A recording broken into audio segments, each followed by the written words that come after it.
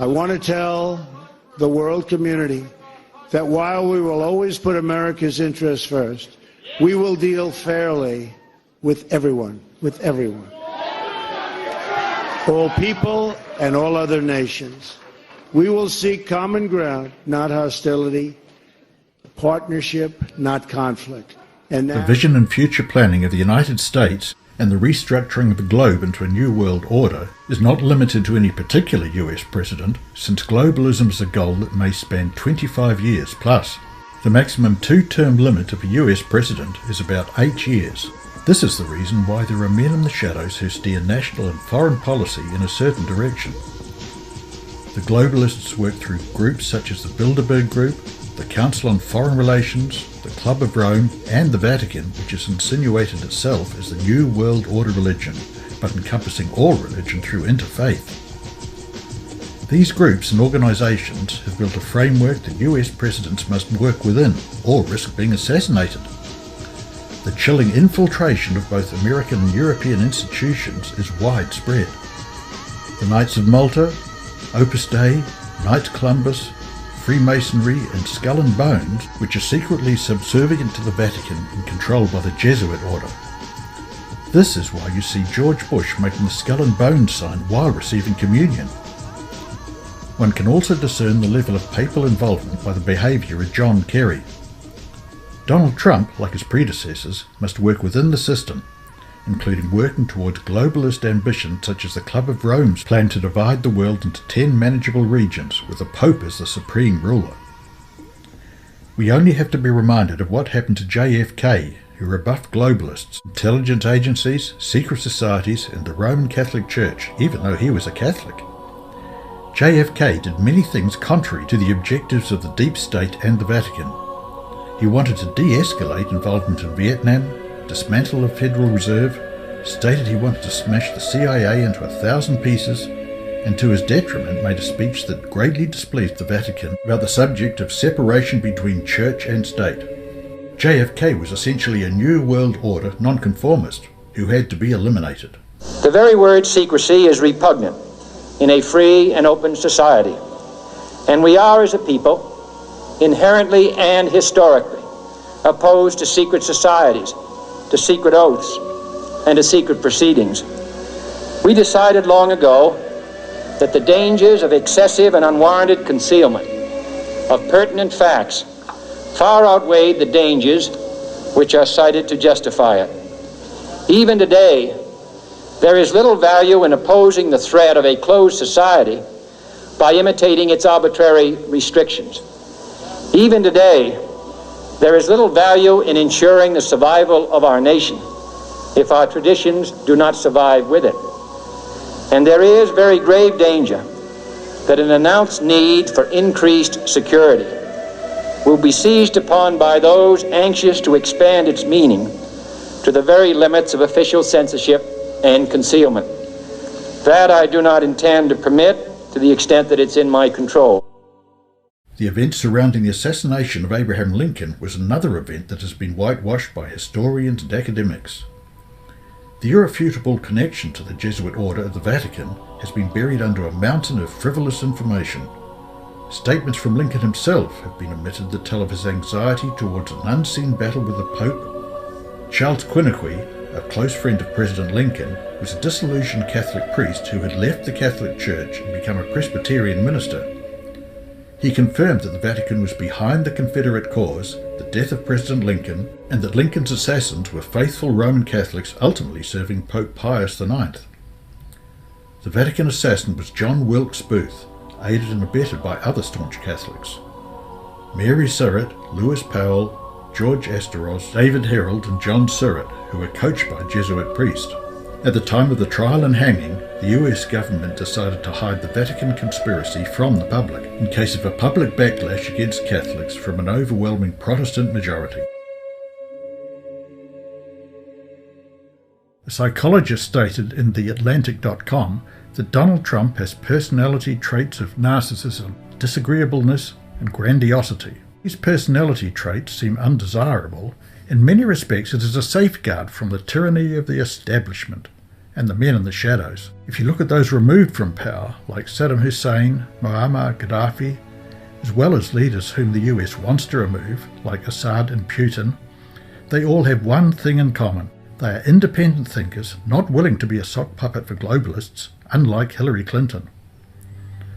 Donald Trump would be more likely to do things his own way rather than heed the council of advisors of think tank groups and the Jesuit order. Obama was surrounded by Jesuit-trained advisors because he, like Bush, Clinton, and so many other presidents, are not the real power behind the political throne. However, Trump, like Kennedy, is reliant on the Secret Service to protect him, aircraft mechanics to make sure his plane does not crash, and master chefs to make sure his food is not tainted. Trump will have to make concessions or risk being assassinated. Involved with Putin, for I have nothing to do with Putin. I've never spoken to him. I don't know anything about him other than he will respect me. I don't think Putin has any respect whatsoever for Clinton. I think he does respect me. And I hope I get along great with him. It's possible that we won't, Jeremy. I hope that we get along great with Putin, because it would be great to have Russia with a good relationship. Right now we don't have a good relationship. The purpose of that infiltration was what for? Well, the purpose is what the Roman Catholic system has all the time as her own purpose, is to infiltrate, to penetrate all the areas of life where the Roman Catholic can have control and access for the coming world government. What that means is, in preparation for that world government, the Roman Catholic institution, especially since the establishment of the Jesuit order in 1541, throughout all these 500 years, they've been in preparation and through infiltration and penetration of every level of society in order to take over the world politically and religiously. There are two doctrines that define very well these dangerous goal of the Roman Catholic institution. Two doctrines define this very well. One is called the doctrine of the apostolic succession, and that is dealing with the papacy. And the other is the doctrine, the temporal power, and that is dealing with world government. The founders of the CIA, which replaced the OSS, Office of Strategic Services, were Allen Dulles, a Knight of Malta, Harry Truman, a Freemason, and William J. Donovan, who was also a Knight of Malta. Every director of the CIA has had some connection to the Jesuit order, through either a secret society, a Jesuit priest, or a Jesuit education. The CIA vet potential US presidents, often grooming candidates or sabotaging them, like the Trump hot mic incident. Here it was apparent that Billy Bush egged Trump on while recording him. Billy Bush is a member of the Bush dynasty. The Bush family are deeply involved with the CIA, the Vatican, and Skull and Bones, a secret society that makes their initiates carry out immoral acts or confess sordid details of their lives. These initiates can then be controlled or blackmailed if they start to think independently outside the order. The Parliament of the United Kingdom is controlled in a similar way. Both the House of Lords and the House of Commons are mostly controlled by MI5 or MI6 through blackmailing or destroying individuals with recordings, such as videotapes of politicians engaging in bad behaviour, such as soliciting prostitutes and even pedophilia parties. That is the secret of how politicians are controlled or destroyed by intelligence agencies. Since 9/11, the only director of the CIA who has not been Jesuit trained was Michael Morrell, who is a member of Skull and Bones, a society controlled by the Jesuit order. James Clapper, staunch Roman Catholic, is Director of National Intelligence, a position that makes him an advisor to the President and generally an overseer of all intelligence agencies. The Vatican now controls intelligence agencies, which gives the Jesuits a carte blanche to carry out operations not only in secret, but at the expense of the everyday American taxpayer. An astonishing admission by the Roman Catholic Church.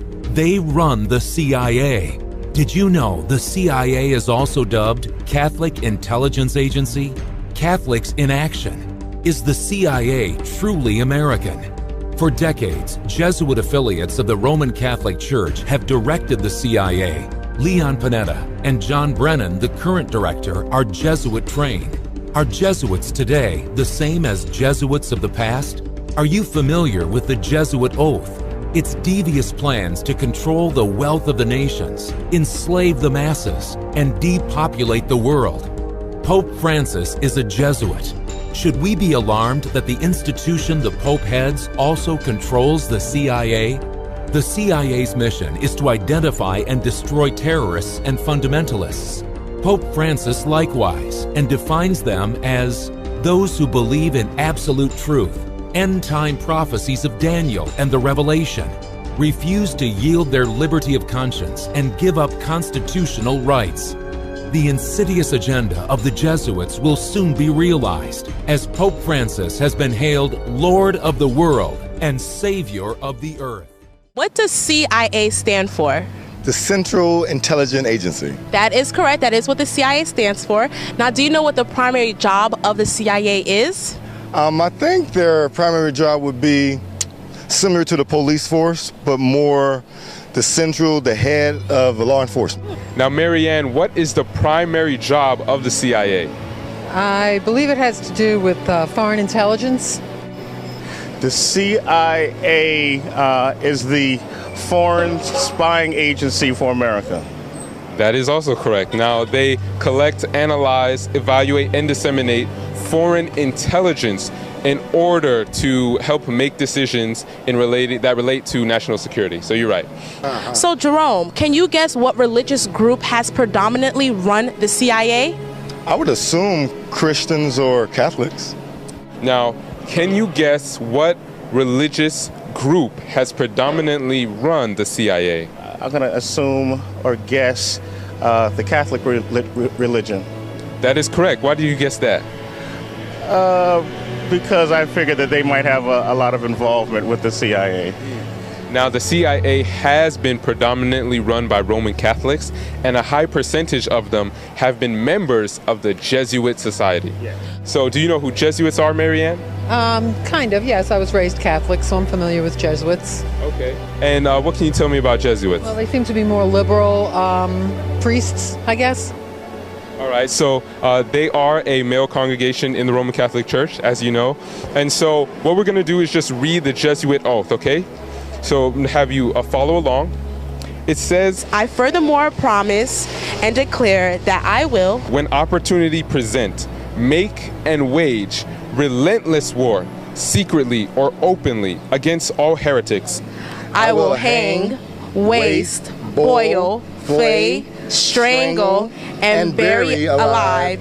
Rip up the stomachs and wombs of their women in order to annihilate forever their terrible race. So, Lucas, what are your thoughts on the Jesuit oath? Well, based on that oath, I'm not too fond of the group. I haven't really looked into what else they claim to stand for, but it's kind of concerning to have a group, like you said, so involved in central intelligence and everything, and being so motivated by these values. So what are your thoughts on the Jesuit oath? The Jesuits are pretty bad people. Sounds like they want to kill people. That's not a good thing, is it? Based on the Jesuit oath, the excerpt that we just read, what are your thoughts on Pope Francis being so impactful in social and political issues? I think that we should keep our, separation of state and church.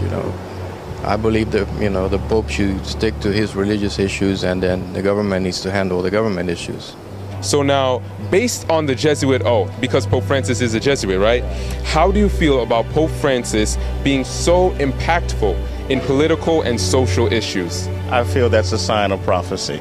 So I'm not surprised. It's, the Catholic religion is a religion of a universal religion trying to get everyone in the world to follow their same creed. So that doesn't surprise me. Wow, Sean, I was going to ask you now, are you aware that the Bible tells us there is a time coming when our liberty of conscience will be stripped away, and that those who stand true to the principles of Protestantism will not be able to buy and sell?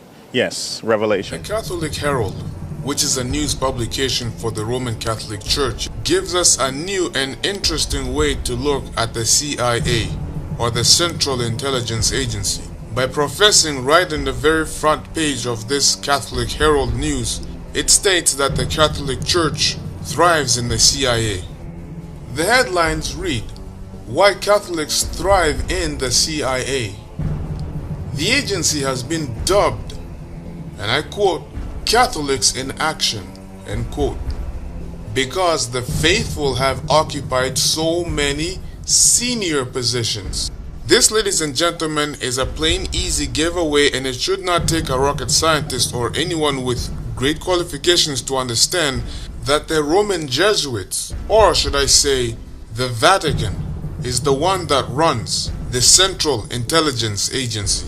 Make some very interesting notes here. Make note that the CIA thrives in the United States of America. It has the seal of the United States and the symbol of the United States right on it. The eagle is right there. Secondly, make note, the Jesuit order thrives primarily at the Vatican. However, what you need to understand is that the Jesuit order is a secret police for the Vatican, and what they have done is they have successfully infiltrated every other governmental structure in the world today. But they will disguise themselves as Roman Catholics, and that is because they are Roman Catholics. Just as you have Joe Biden, he is the first Roman Catholic Vice President of the United States of America. While he is the very first Vice President who is a Roman Catholic, we also have the very first Jesuit Roman Catholic leader, the Pope, Pope Francis. In case you missed it, let me go back and repeat myself again so you will understand exactly what I'm telling you. These Jesuits, though they infiltrate other governmental structures, they simply will never tell you that they are Jesuits, but they will tell you that they are simply Roman Catholics. Their allegiance belongs to the Pope. These so-called Roman Catholics, they are Jesuits, especially the ones who are in political structures or in judicial positions of power. The United States of America is run by Jesuits. They used the order of the Masons as scapegoats. The majority of people, the minute they hear the words Freemason, they automatically think the most evil secret society. But when they hear Jesuits, they think, oh, Pope Francis is a Jesuit, he's a good person, he's a Roman Catholic. I think the Jesuits are connected to the Roman Catholics. They have hospitals and schools and many other good institutions, so they're not that bad. But that's how they operate. They operate in a very subtle way. The evidence for this is that we see a reflection between America and the Vatican. The United States Capitol is designed to resemble the Vatican. The obelisk in the United States of America also is a direct reflection of the obelisk of Rome and the Vatican. The symbols of sun worship within the Freemasons and within the Jesuit order, it's all the exact same. Going back to the CIA, when we look at the symbol of the CIA, the United States seal, what we also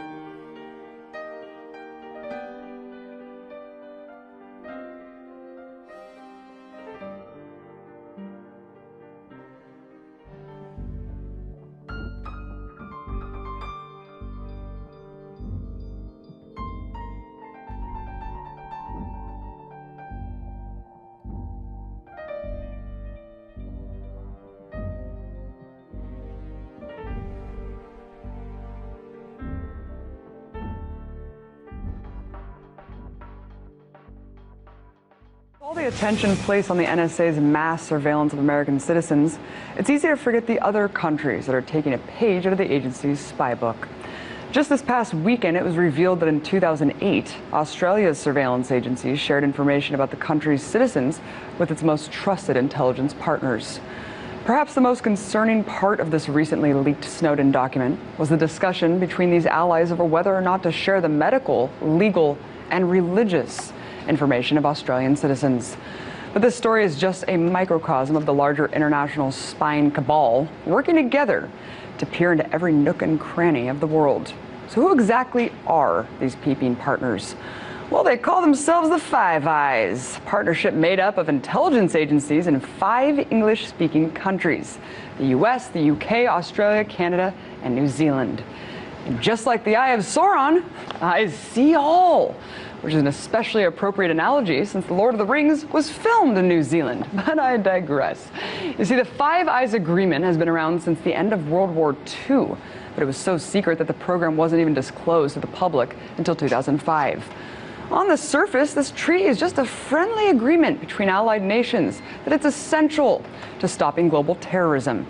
But thanks to the Snowden leaks, we now know just what an asinine agreement it's actually being used for: industrial espionage and circumventing those pesky laws that prohibit warrantless surveillance of a country's own citizens. In theory, these nations are not allowed to spy on each other's people, but we all know rules are meant to be broken. In 2007, the NSA analyzed and retained any British citizen's mobile phone number, email, and IP address swept up in its enormous dragnet. Another memo dated from 2005 shows that the NSA was working on a procedure to spy on the other 4 countries. And while one sentence in the memo states that the US and UK will not explicitly target each other, the very next sentence says governments reserve the right to spy on each other's citizens when it's in the best interest of each nation. Well, that's not open to interpretation at all. Look, I think it's clear at this point that the myth of the American empire exporting freedom and democracy really means exporting surveillance and subjugation.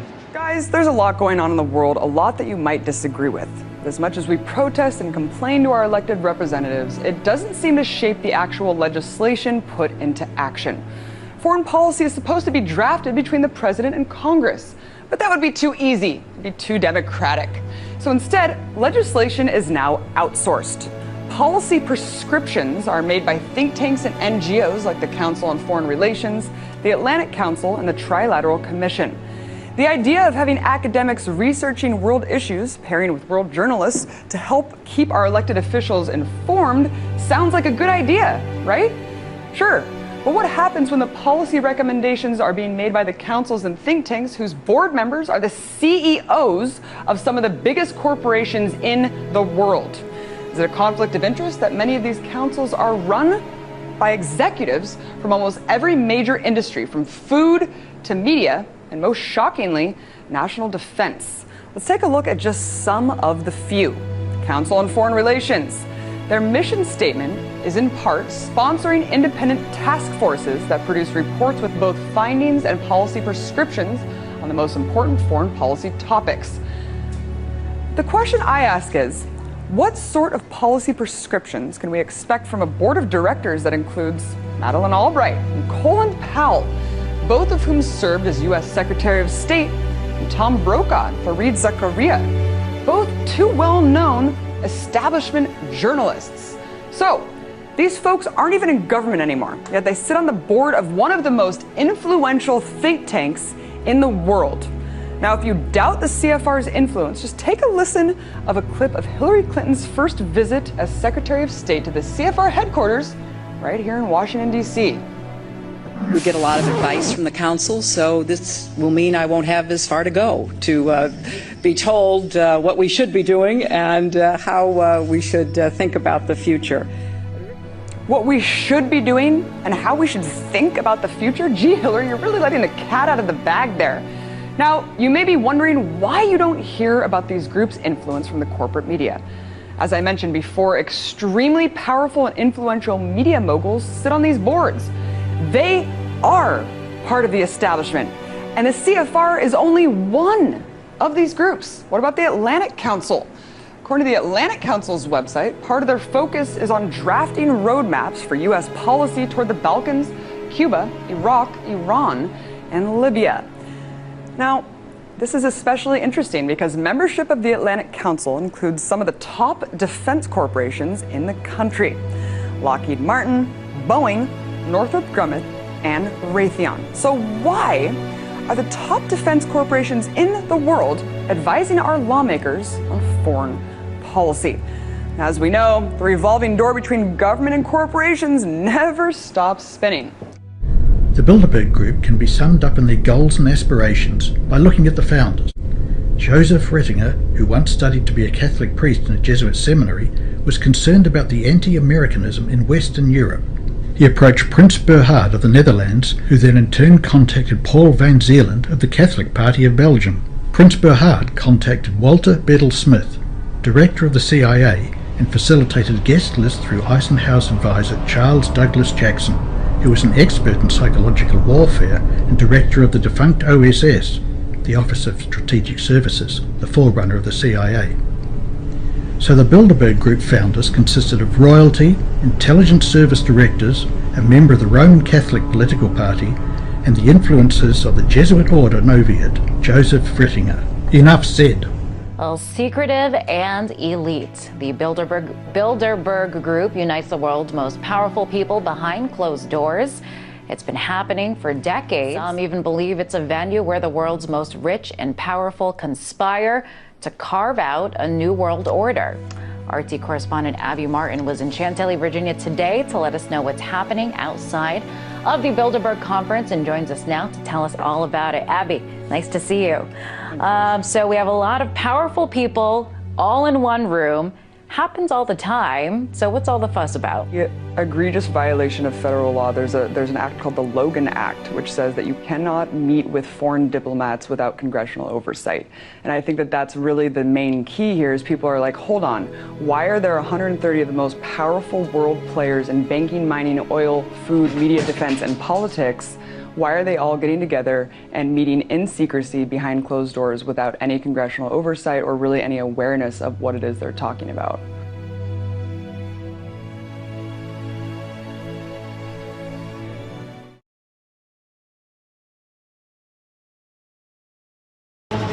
Breaking news tonight, the Pope in America. A rousing welcome for the man who's been called the rock star Pope. Rock star Pope Francis begins a historic visit.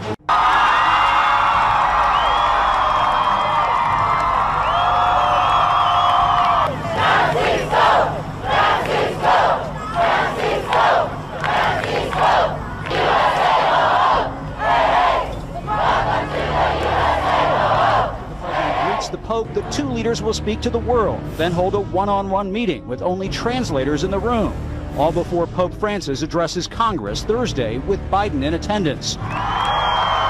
Even though the president and the Pope are allies on issues ranging from climate change to income inequality to Cuba, even the Iran nuclear deal, the White House refuses to reveal what the two men will discuss. The White House refuses to reveal what the two men will discuss.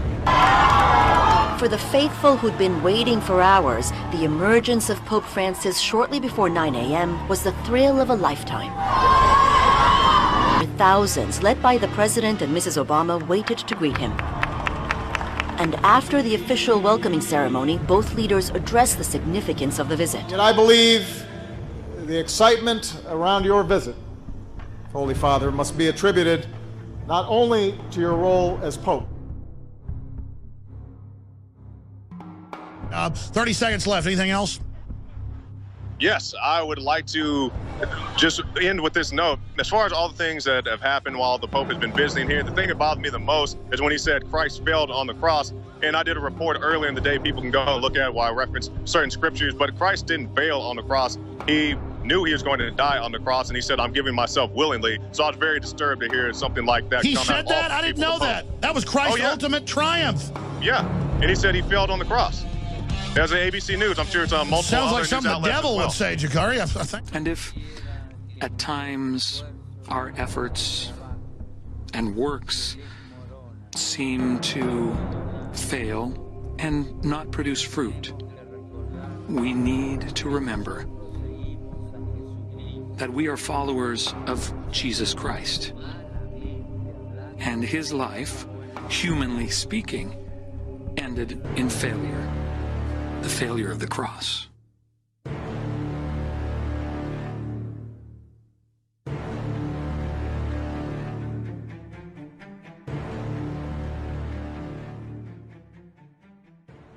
Flammas eius, Lucifer matutinus inveniat.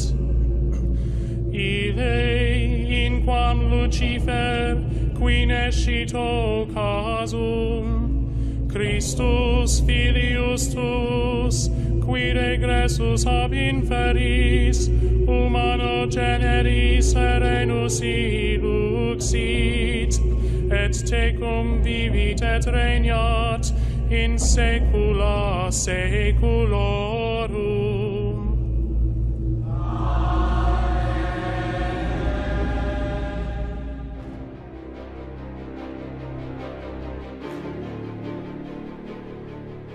Words from Cardinal Timothy Dolan, but before that, you can see the Pope greeting members of the religious faiths one by one.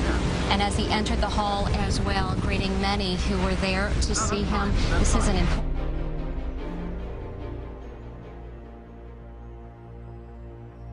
Papa Francesco, on behalf of this very distinguished group, representatives of the Hindu, Buddhist, Jain, Sikh, Native American, Jewish, Islamic, and Christian communities of New York City.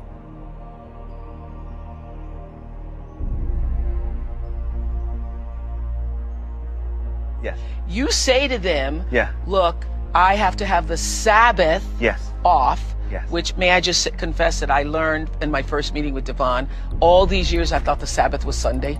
Yeah. I've been going to church. We say worship on the Sabbath, worship on the Sabbath in the Baptist church. And you corrected me. You said, no, Sunday is the first day of the week. Sabbath is Friday sundown to Saturday sundown. That's right. That's I right. stand corrected.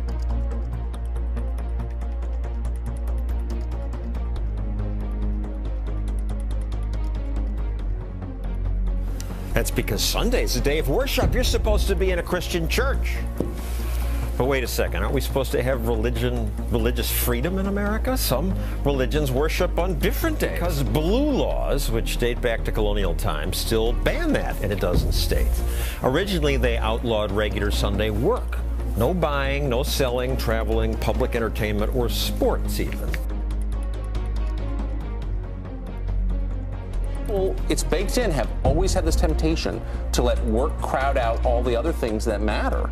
Family, faith, and they have to be told again and again, knock it off, don't work. It's interesting. You think people are lazy, but they work too much. Americans work too much. Maybe, but they should certainly be able to choose their own days off. The idea that somehow a bunch of guys in a state capital somewhere know what's best for us in terms of, you know, how many days off we take and when we take them.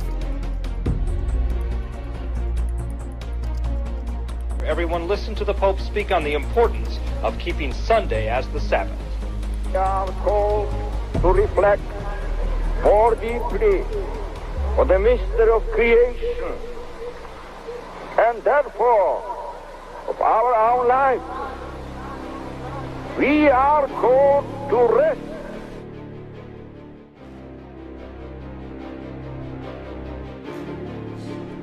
Especially those in situations of greater vulnerability or risk. Legislative activity is always based to take care of for the people. To this you have been invited, called, accompanied by those who elect you. Yours is a walk which makes me reflect in two ways on the figure of Moses. On the one hand, the patriarch and lawgiver of the people of Israel symbolizes the need of people to keep alive their sense of unity by means of just legislation.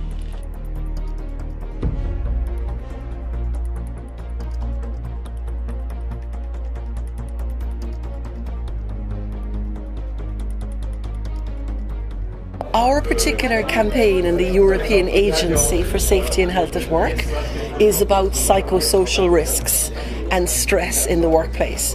And the reason we decided on that topic is because our board is tripartite, governments, unions and employers. I think the evidence we have in terms of looking at long hours is that it's not so much which day of the week you are working for us. It's a question that every worker has to get adequate rest. Now, there are other cultural issues around the Saturday and Sunday working. And in particular for the Sunday working, I think it's interesting what the recent Eurofound survey has to say about this. There's an increasing number of people having to work on Sundays, an increasing number of people saying that it is impacting on their family lives. From the occupational safety and health point of view, we're very keen that workers get adequate rest. But I think if you look at that European Working Conditions survey from Eurofound, you will see that that Sunday working is definitely impacting as well on family life.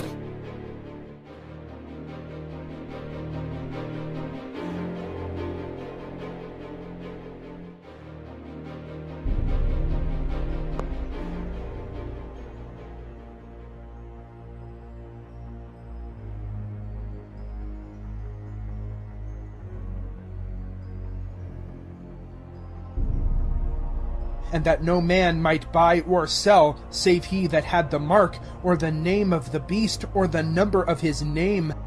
Stocks up on supplies at the supermarket. But Karin, like most people here in Sweden, won't be paying with cash when she gets to the checkout. I personally never use cash. As you see here, I'm shopping. I use my scanner. When I check out, I'll use my credit card, and my banking I do on my iPhone. So that's it. I don't need any cash. He is now joining the war on cash. We've seen that from the ECB, and they're saying, oh, we should get rid of the €500 note. In the UK, we're seeing the former chief executive of Standard Chartered. He's saying that we should get rid of the £50 note. So there's a war on cash going on. They're saying it's because they want to stop terrorism. They're saying because they want to stop money laundering. But as we've seen over and over, the banks are the ones that are involved in that anyway. So popular culture proclaims the RFID chip is the mark of the beast. However, let us first ponder the scripture. And he causeth all, both small and great, rich and poor, free and bond, to receive a mark in their right hand or in their foreheads, and that no man might buy or sell, save he that had the mark, or the name of the beast, or the number of his name. Before we investigate what the mark of the beast is, we must first discover how the no buy and sell will be administered, and only a cashless society can achieve that. The greatest misconceptions are spread by repeating the opinions of others. Let us go straight to the source, the Bible, and learn the clear and distinct definition of what exactly is the mark of the beast. A beast in Bible prophecy is a kingdom, as explained in the following verse. Daniel 7:23. Thus he said, the fourth beast shall be the fourth kingdom upon the earth. Now the mark which belongs to the papacy is the professed holy day of mainstream Christianity. Sunday is our mark of authority. The church is above the Bible, and this transference of Sabbath observance is proof of that fact. Catholic Record of London, Ontario, September 1st, 1923. Protestants accept Sunday rather than Saturday as the day for public worship after the Catholic Church made the change. But the Protestant mind does not seem to realise that in observing Sunday, they are accepting the authority of the spokesman for the Church, the Pope. Our Sunday Visitor, February the 5th, 1950. Sunday keeping went mainstream as a day of worship and rest in 321 AD, when Emperor Constantine decreed it under the influence of his flatterer Bishop Eusebius. The divinely appointed Sabbath, Saturday, was moved to Sunday, Dies Solis, and those true Christians who disobeyed the Sunday apostasy were penalised and persecuted. Bishop Eusebius was the hidden hand in this religio-political decree as Emperor Constantine realized the religio-political benefits uniting pagans and Christians within the Roman Empire.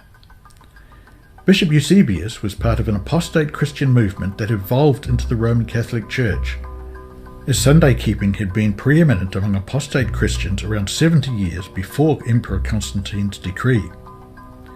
The fourth commandment, Exodus 28, remember the Sabbath day, to keep it holy, has never been changed under any biblical or apostolic instruction. Jesus, the disciples, and all the early churches mentioned in the Bible, for example Corinthia, Thessalonica, Galatia, and churches in Rome, kept the Sabbath Saturday. The Pope's title Vicarius Filii Dei, vicar or representative of the Son of God, adds up to 666 in Latin, Greek, and Hebrew. Vicarius, or vicar, is derived from the word substitute, as the Pope assumes the title Substitute of Christ on earth.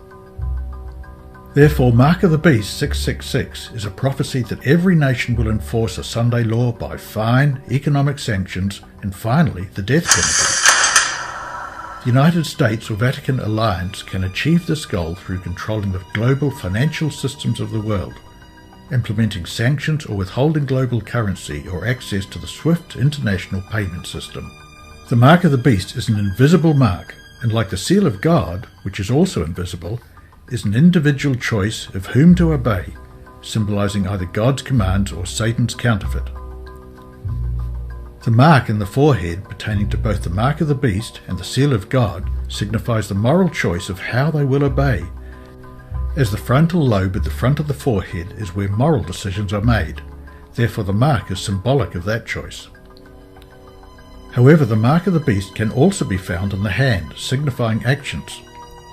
For example, an atheist or Muslim can keep the global Sunday law by actions, and by those actions they will receive the mark in their right hand, different to those who receive the mark of the beast in their foreheads by believing and choosing Sunday as their religion.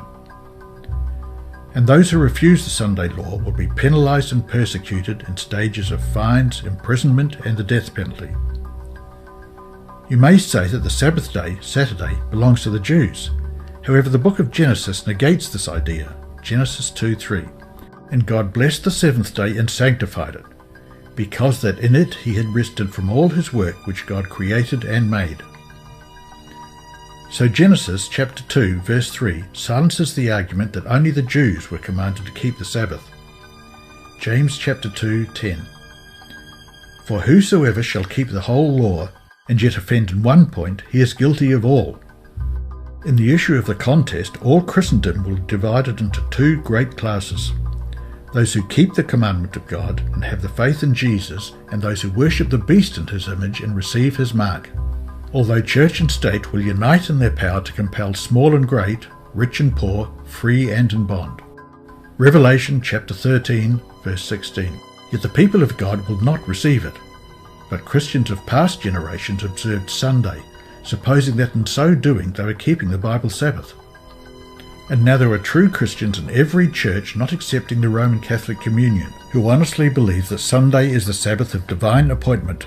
God accepts their sincerity of purpose and their integrity before him, but when the Sunday observance shall be enforced by law, and the world shall be enlightened concerning the obligation of the true Sabbath, then whosoever shall transgress the law of God to obey a precept that has no higher authority than that of Rome, will then honour popery above God. He is paying homage to Rome and to the power that enforces the institution ordained by Rome, and is worshipping the beast in his image. Men will then reject the institution that God has declared to be the sign of his authority, and honour in its stead that which Rome has chosen in token of her supremacy.